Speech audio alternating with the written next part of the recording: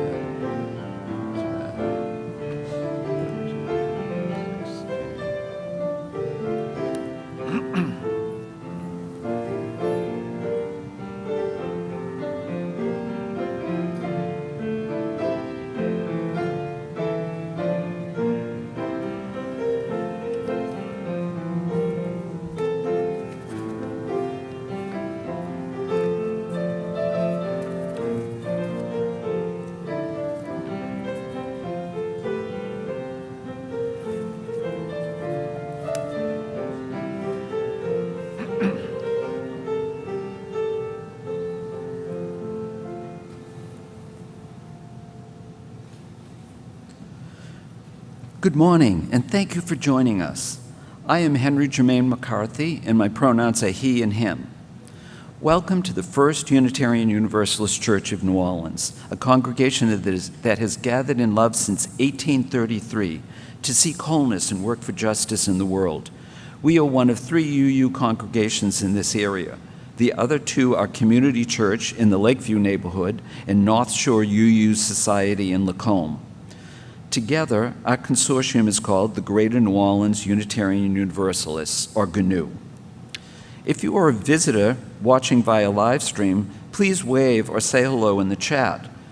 If you're a visitor here in the sanctuary, we invite you to raise your hand so that we can greet you after the service. Our church is currently lay-led, and our Sunday services are conducted by members of our worship team. To provide the sermon and related words or music from the pulpit, we invite guest speakers. These include UU ministers, other religious professionals, and leaders from Community Lee. She was a consulting minister at our North Shore sister church, and she was actually the founding minister of that church previous to that. And in between, she worked for about 14 years in hospital chaplaincy. So she has a diverse background in spreading the UU message and serving our community, and she loves gardening and hanging out with her grandchildren.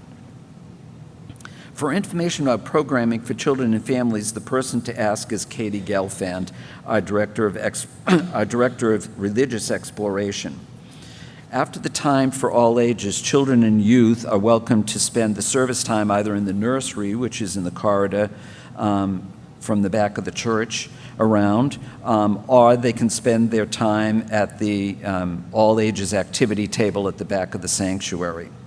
All of the words and lyrics for the chalice lighting, unison readings, and hymns, as well as the link to text to give, are available by aiming your smartphone camera at the QR codes on the cards in the back of the chairs here in the sanctuary. If you don't currently receive our weekly e-newsletter, please sign up to get on the mail list, and you can do that at the back of the church when you leave. If you can't hear any of our speakers, do give us that feedback by voice or gesture so that we can make the needed adjustment. And finally, please silence your electronic devices. Please stand as you are willing and able as we read our call to awareness and amends and do our chalice lighting. You'll find the call to awareness and amends at the QR code or in your gray hymnal in the back of cover of the gray hymnal. I will sing the first line in regular text, and you will respond with the italicized text. We gather today at a crossroads, which means the place of many tongues. But we are newcomers to this land.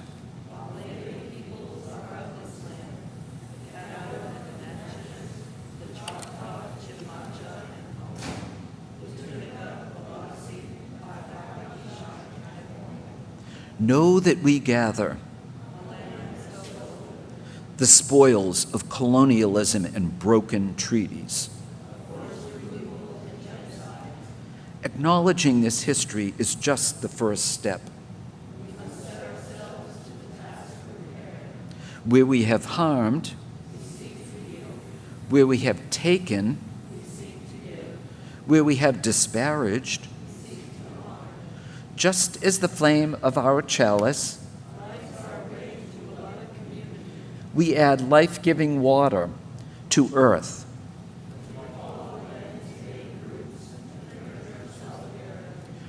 Only when we strive to make amends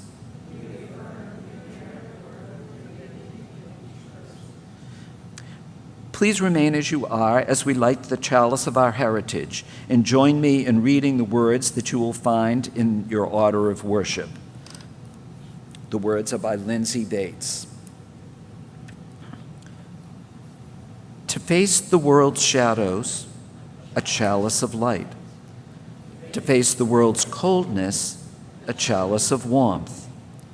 To face the world's terrors, a chalice of courage. To face the world's turmoil, a chalice of peace. May its glow fill our spirits, our hearts, and our lives. Please remain standing to sing our opening hymn, number 346, Come Sing a Song with Me.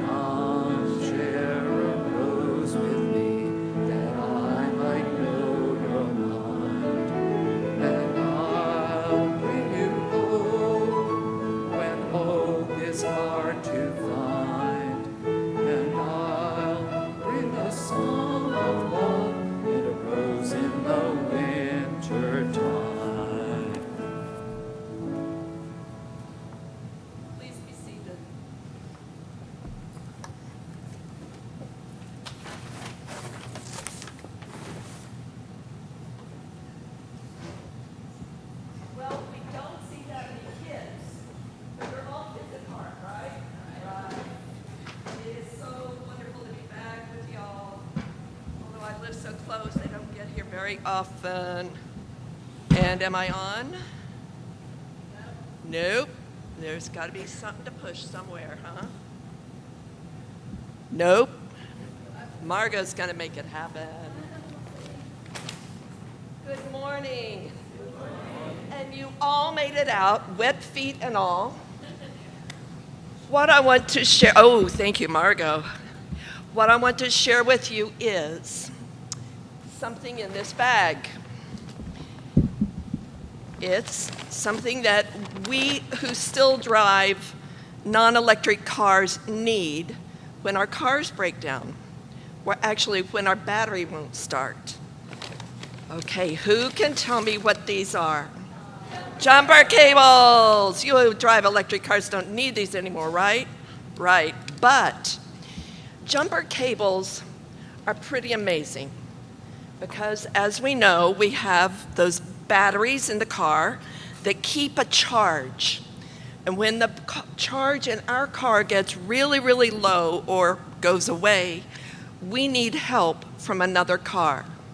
So with the jumper cables, as you know, you plug these into your car battery, and a friend or relative or neighbor comes out with their car, raises their hood, finds their battery, and puts these on their battery.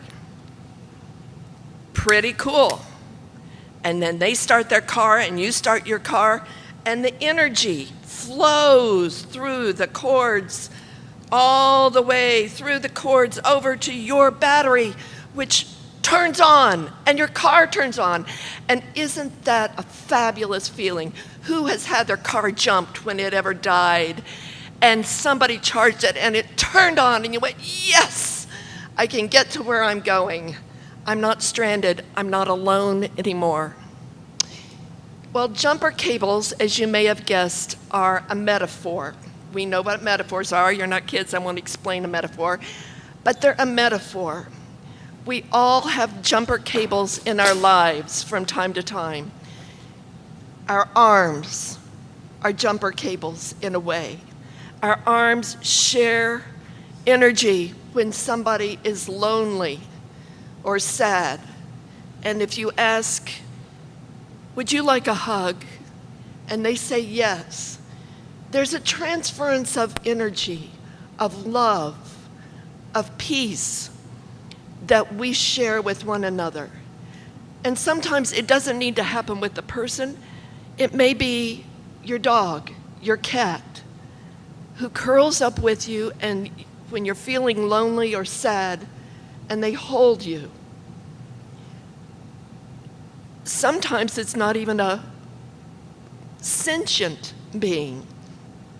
When my son Ben, who turns 40 this year, was a baby and he was inconsolable, crying, we would take him outside and place his little arms around the big tree in our front yard. And don't you know, there's something about hugging that tree that the baby stopped crying. It happened every time. Now, we lived in Omaha, Nebraska, so when it was snowing crazy, we didn't do it, but it worked. There was something about transferring the grace, the strength, the peace of that old tree that the baby felt like the jumper cables of a car, connection to something more powerful than they when they needed it the most. So that's one thing we do for each other in our church. We are there providing love, strength, support for one another, maybe with a look, maybe with a pat on the arm, maybe with a smile, to say, you are not alone. You are connected. We're in this together. And if you need some of my strength and faith, I have it to share if you want it. Both to give and receive. That's who we are, our hands, our spirits, whether it's with a person, a puppy, a tree, or the vast energy of the universe that we say, yes, I trust. We'll get through this. Every one of us can be that for one another, and that's who we are together today as you envision a new way for your congregation to move forward, always being who you are, holding one another, trusting that we'll get through this together and be strong through the ages to come. Thank you. Thank you.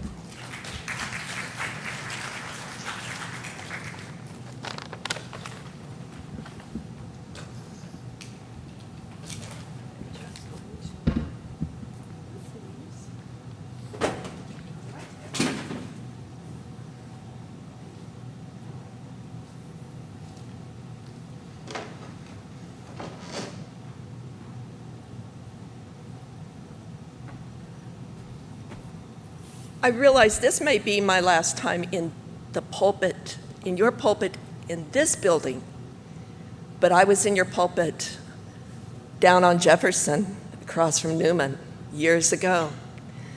And the life will continue, and I look forward to being in your pulpit someday, wherever your new home becomes. Let us take time now for prayer, meditation, and then silence. Let us be gentle with ourselves just now. For a few moments, let us release ourselves from a world that is too much with us, too noisy, too frantic, too demanding, too judging. Let us be gentle with ourselves just now. For a few moments, let us release ourselves into the calm, still world that waits to receive us, where the quiet is broken only by sounds of our own making, by the air conditioner heater system blowing overhead, perhaps by an airplane, by rain nearby. Within this welcoming quiet, let us befriend ourselves, where we would unfairly and endlessly berate ourselves for our imperfections. Let the tongue of harsh judgment be silent. We will do better tomorrow. We will rise to the occasion. We will surprise the world with our goodness and achievements. For now, let us simply rest in the gentleness of this moment, letting the healing hand of self-understanding and forgiveness touch us with peace.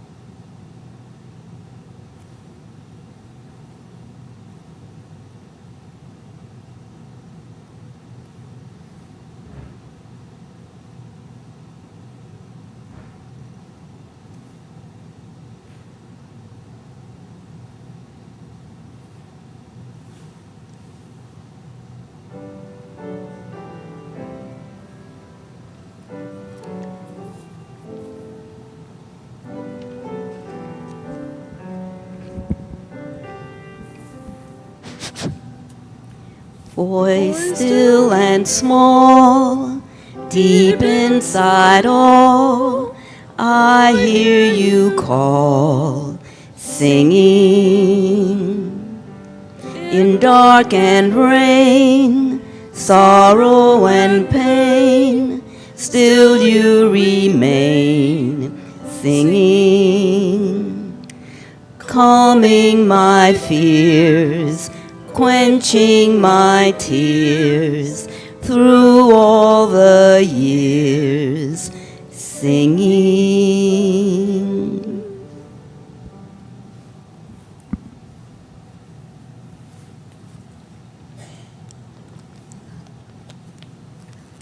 The reading is the poem Peonies by Mary Oliver. This morning, the green fists of the peonies are getting ready to break my heart as the sun rises, as the sun strokes them with his old buttery fingers. And they open pools of lace, white and pink, and all day the black ants climb over them, boring into their deep and mysterious holes, into the curls, craving the sweet sap, taking it away to their dark underground cities, and all day under the shifty wind as in a dance, the great wedding, the flowers bend their bright bodies and tip their fragrance to the air and rise, their stems holding all that dampness and recklessness gladly and lightly. And there it is again, beauty the brave, the exemplary, blazing open. Do you love this world? Do you cherish your humble and silky life? Do you adore the green grass with its terror beneath? Do you also hurry, half-dressed and barefoot, into the garden and softly, and exclaiming of their dearness, fill your arms with the white and pink flowers, with their honeyed heaviness, their lush trembling, their eagerness to be wild and perfect for a moment before they are nothing forever. Thus ends the reading.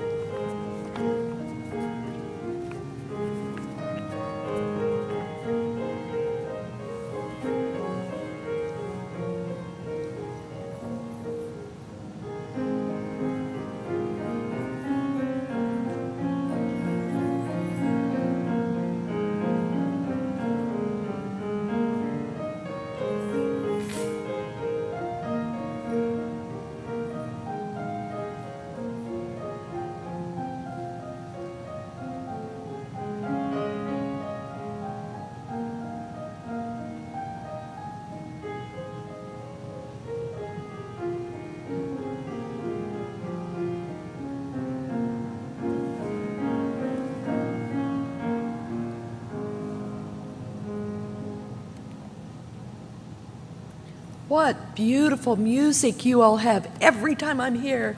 Thank you so much. Thank you. My goodness, the weather has been crazy this week, hasn't it? It was so warm, especially earlier this week. I went for my usual walk in Audubon Park on Thursday, and I worked up a sweat. In March. Is it usually this warm this early?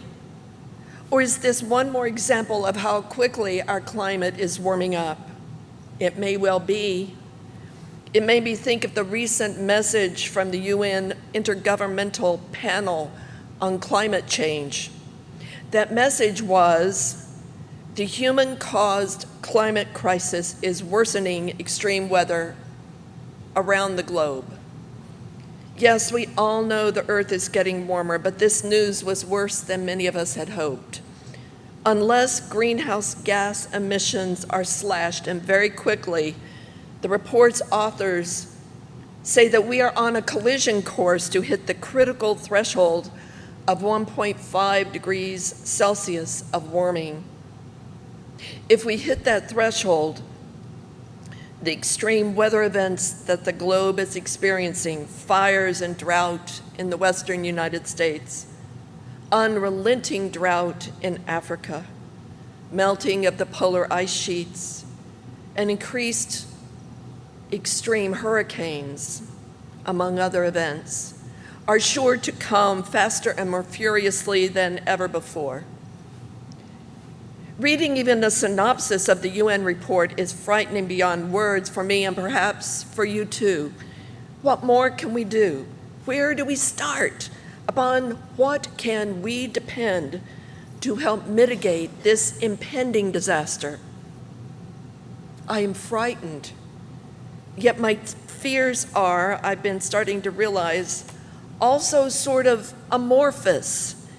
Is there any solid footing anywhere in our international community, in our country, and thus in my own life?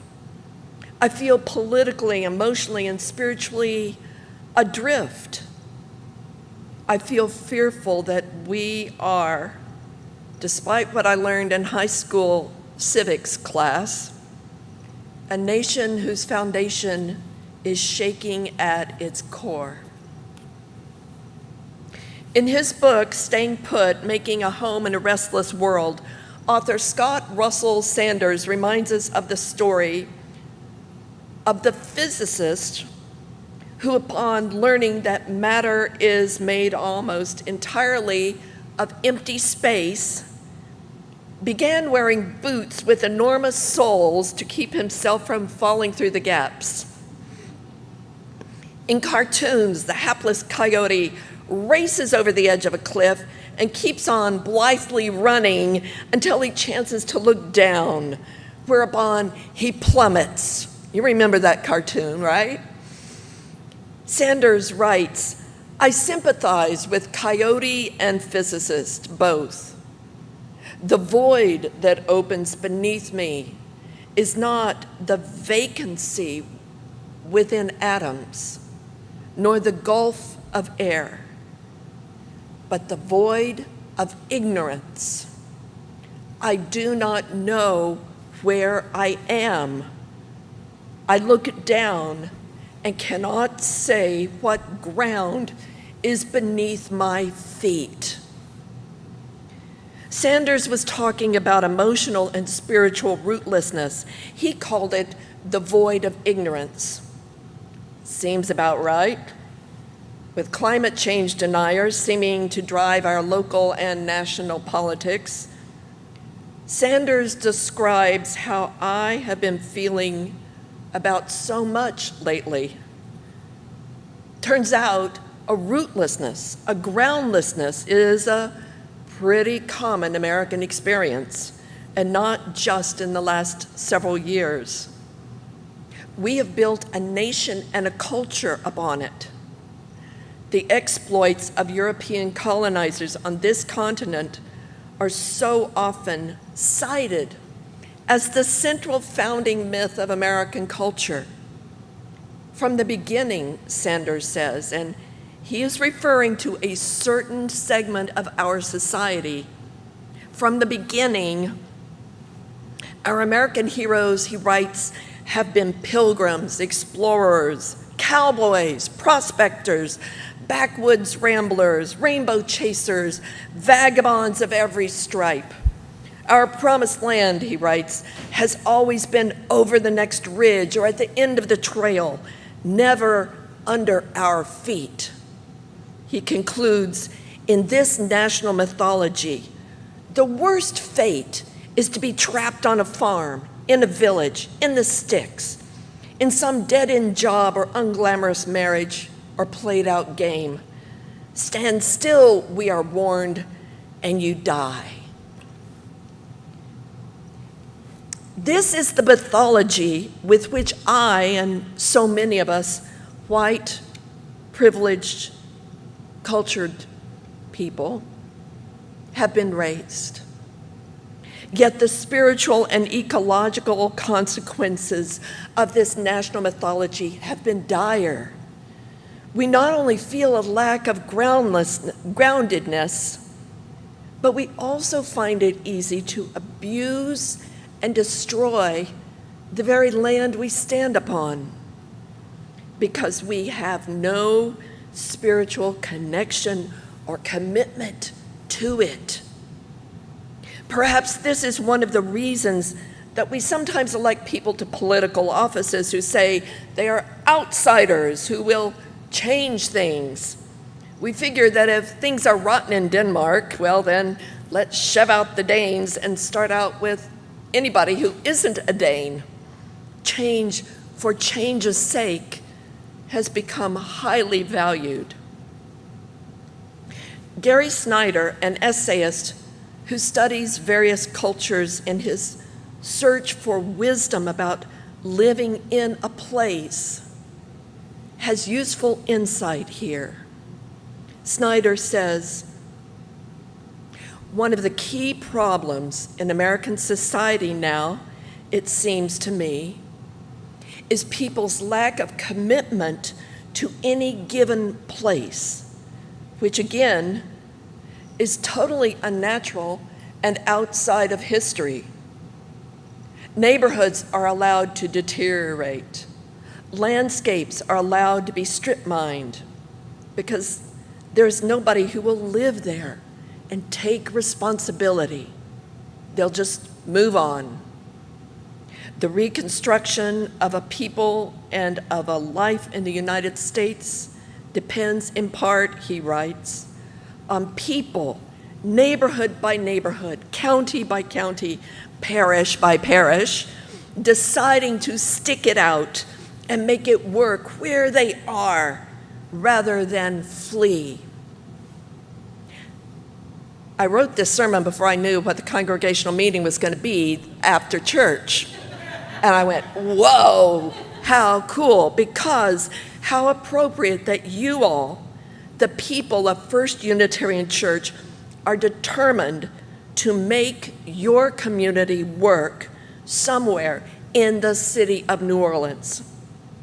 Rather than closing up shop and fleeing in the face of financial challenges, you are meeting after worship today to envision how you are going to stick it out to live together in the next great chapter of your congregation. And if we stick it out and not just hunker down, but really engage with our current reality, both the specific reality of the congregational location, but the larger reality of who we are in this world, and embody hope as we engage it, what can we depend on in this great quest? Where do we set our feet? Even that great nature lover Thoreau was aware of the difficulty. In his book Mauldin, Thoreau tells of the traveler who comes to the edge of a swamp and asks a neighborhood boy if the swamp has a hard bottom. "Sure does," the boy replies. So the traveler rides forward and his horse promptly sinks in up to the saddle. "I thought you said this bog had a hard bottom," the man complains. "So it has," the boy answers, "but you have not got halfway to it yet." Where in that muck is our solid ground? Where this week, this year, in this nation, this world, is that upon which we, all of us, can depend? Scott Sanders proposes a response that I, a transcendentalist, nature-loving Unitarian Universalist, find useful as a beginning. He says, "It has taken me half a lifetime of searching to realize that the likeliest path to the ultimate ground leads through my local ground. I mean, the land itself, with its creeks and rivers, its weather, seasons, stone outcroppings, and all the plants and animals that share it. I cannot," this is a key sentence, so if you know, or checking your phone or something, come back to me here. He says, "I cannot have a spiritual center without having a geographical one. I cannot live a grounded life without being grounded in a place." He continues, "In belonging to a landscape, one feels a rightness, at homeness, a knitting of self and world, this condition of clarity and focus. This being fully present is akin to what the Buddhists call mindfulness, what Christian contemplatives refer to as stillness, what Quakers call centering down." He writes, "I am suspicious of any philosophy that would separate this worldly from otherworldly commitment. There is only one world, and we participate in it here and now, in our flesh and our place. And when we breathe, pause." That ends his quote. Now it's me. "And when we breathe, pause, and feel our connection to this place, that outward connection almost always leads us inward to the holy ground of this moment, this breath, this human body, the people around me right now." I experienced this awareness profoundly in my work as a hospital chaplain. One morning I was called to the bedside of a gentleman who was in our hospital rehab unit, trying to regain some control over his body, which had been almost completely incapacitated by a stroke. John, I'll call him, was from northern Louisiana, far away from home, and here in the city for rehab. But as I spoke with him, I learned that he was a devout Buddhist, northern Louisiana Buddhist, yes. He was an odd duck in his community. And he dearly wanted someone to do Buddhist meditation with him. I've done some meditation and chanting at times in my life, and he turned us immediately to a familiar mantra. He lifted his very weak hands together, and I put mine together, and over we repeated together, "I take refuge in the Buddha. I take refuge in the Dharma. I take refuge in the Sangha." Never have I experienced that mantra to be so powerful. This wise man was turning his whole mental and spiritual effort to deep sources, which truly are giving him refuge from a battered body, from pain and loneliness. And yet for me, the meaning of what we said together felt wider than one religious path might suggest. I take refuge in the Buddha. Don't we all, in one way or another? I turn to the force that moves and shapes all there is or ever will be. God, Brahman, Goddess, the Tao. That mysterious creativity that moves and shapes the trees, the leaves, all of us. And in this time when I am trying so hard to feel something solid in my life, I can take refuge. I can trust that I am part of this power, this force that causes the atoms to dance, the flowers to bloom, and the carbon of our bodies to become something new when we have no more use for it anymore. This force gives us strength to encounter and begin to deal with the immense challenges of our age. I am not alone. I take refuge in that which is far greater than me, which empowers me every moment. I take refuge in the Dharma. For me, yes, that means I trust the teachings of the Buddha to offer me insight when I need it most. I also trust the poetry of Mary Oliver, the wise teachings of Jesus, of Martin Luther King Jr., and of so many more. I trust that there is wisdom beyond my understanding that can give me comfort and guidance. But even more than words, there are so many other sources of wisdom. I take refuge in the soil in my garden, the plants, the critters, the birds of the sky, all that teaches and leads me to connection, a holy connection, to safety, to solid ground. I take refuge in the Sangha. These people, you, my Unitarian Universalist community, my friends, my family, and the gentlemen in the Turo Rehab Unit. All those who are wounded and imperfect, yet hopeful, the people who embody the holy land we seek.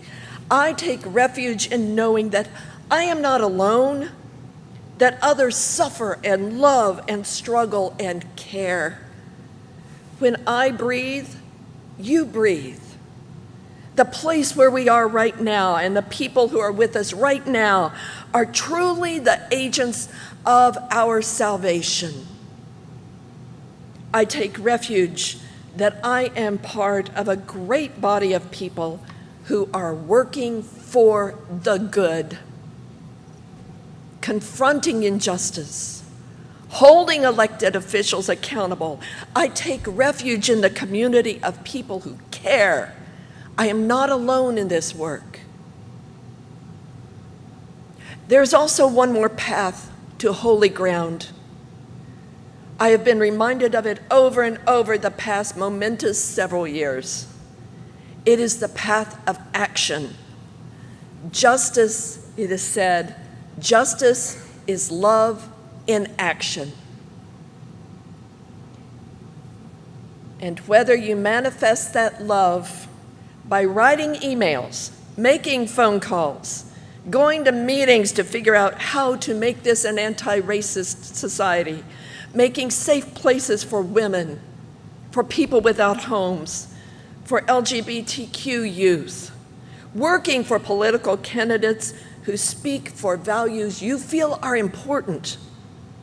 Whatever you do, it's a funny thing, no matter how rootless and suspended in air you might feel, when you act in love, you begin to discover that the holy ground is supporting you again. So let us start anew. Let us start again this day. And when we despair, when we awake in the night, falling, wondering, what shall save us from impending disaster? Whether ecological disaster, political disaster, or something more, that question will be our clue to open the door, to go beyond ourselves, our own tears and fears. Step into the cool darkness, bare feet on wet grass. Reach out to a tree and Feel your connection to the ground far beneath you. Touch a hand in the twilight. Feel its fingers smooth or wrinkled around yours. Come into the light of day and see the determination on the faces around you, and feel their hands holding you as we support one another. If there is holiness anywhere, my dear friends, it is here, this moment. So breathe. Do not despair. We are called to do holy work day by day, work necessary to literally save the world. One person, one tree, one meeting, one day at a time. Breathe. Do not despair. Take refuge. You are not alone. Amen. Sante. Ashe.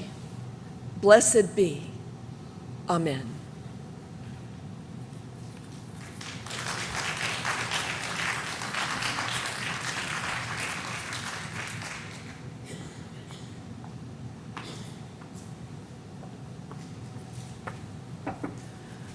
Thank you very much, Reverend Jane, for a very thoughtful and hopeful sermon. Before we take the offering and enjoy the special music, I'd like to share some food for thought to honor today as St. Patrick's Day. This holiday has a reputation for good times with heavy drinking. Unfortunately, alcoholism is not just a sad stereotype of Irish Catholic culture. It is also a destructive but treatable disease of addiction that affects individuals and families of all backgrounds. I prefer to celebrate my Irish heritage by lifting up things other than liquor. For example, our love of storytelling and singing ballads. So for today's offertory music, I asked my very accommodating and talented wife, Evelyn, if she would sing a song to celebrate Irish culture. She agreed. A few days later, she said, "What do you think of this song?" It's called Moving On by John Stoker, who was born and raised in Cork, which coincidentally is the city where both sides of my family tree are from. We never heard of the song or of John Stoker, so I asked her how she found it. Thinking of me personally, she had Googled Irish peace songs. This is how Stoker describes it. I wrote this song about the Irish peace process, where the Catholics and Protestants of Ireland came together and made peace. It took great courage and commitment from all parties concerned to forge this peace, which has transformed relations on our shared island and enabled both communities to prosper through cooperation and tolerance. He's referring to the Good Friday Accords signed that day, April 4th, in 1998, that ended the violence of the Troubles. That's what they called the religious and political conflict in Northern Ireland since the late 1960s, but that was rooted in the oppressive colonization of Ireland by the British centuries earlier.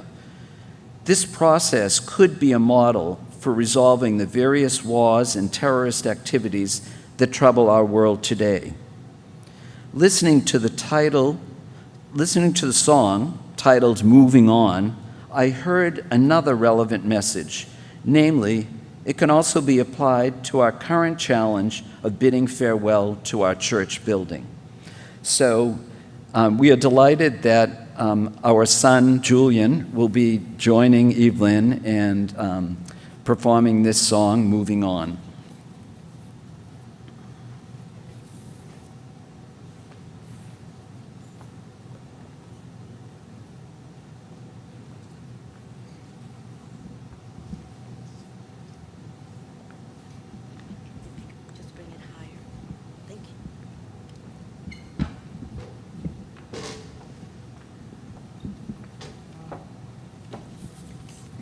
That's good. Can you hear me? Maybe not. This is good. Ready?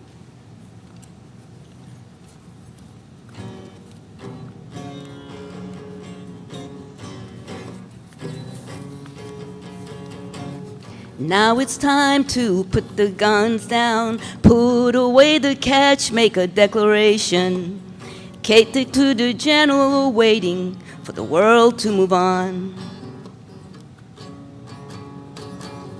Told the people it would happen that way. Now it's time to deliver on the promises made. There's never been a better chance for everyone to move on. Moving on is never easy, I know. It's always easier to stay and not go. The world is waiting for the courage to show the way. 30 years on and it isn't the same. No more justification for the cynical game. Time to spin a new tune, let it be contemporary. Bring the people back in from the cold, from over the waves and the other poor souls. There's never been a better chance for everyone to move on. Moving on is never easy, I know. It's always easier to stay and not go. The world is waiting for the courage to show the way. Seize the moment, do not squander the chance. He who hesitates is lost when it's time to advance. There's never been a better chance for everyone to move on. Moving on is never easy, I know. It's always easier to stay and not go. The world is waiting for the courage to show the way. Moving on is never easy, I know. It's always easier to stay and not go. The world is waiting for someone to show the way. As you, we will show the way. Thank you.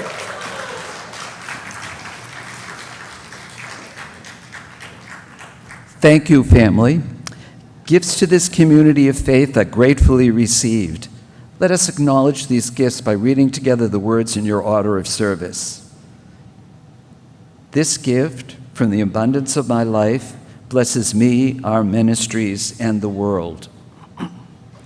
Giving in the offering plate and fulfilling your financial pledge are part of how we sustain this congregation. There are countless other ways to serve, build community, and share our loving spirit with the rest of the city. Here are a few opportunities coming up. So, the major announcement, of course, is the fact that immediately after the service, we are having a very important congregational meeting where we will be presenting the 4 options that we have researched and site visited and selected as the prospects for our next temporary transitional church home. And one other announcement that's related to action that Reverend Jane talked about in her sermon is that Together New Orleans, which we are a member congregation of, is having one of their important organizational strategy building meetings this Thursday, March 21st. I believe it begins at 6:30. It's in the newsletter, the details. So we encourage any of you who are interested and available to attend that. And with that, I think we can extinguish our chalice. So please stand in body or spirit in joining and saying our chalice extinguishing, which is in the order of worship. We extinguish this flame, but not the light of truth, the warmth of community, and the fire of commitment. These we carry in our hearts until we are together again. Please remain standing for our closing hymn, which is number 131, Love Will Guide Us, in the gray hymnal.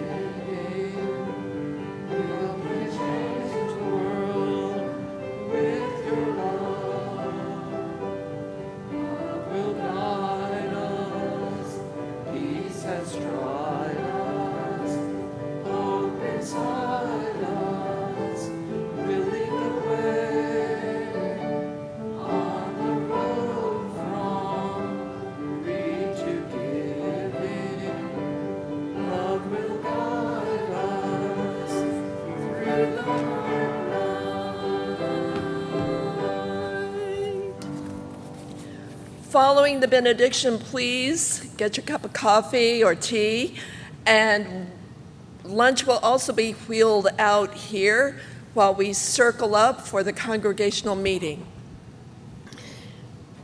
And now, may we go in peace, resolved to live by our faith as we love justice and practice compassion until we meet again. Shalom, salam. Go in peace. Go making peace wherever you go. Amen.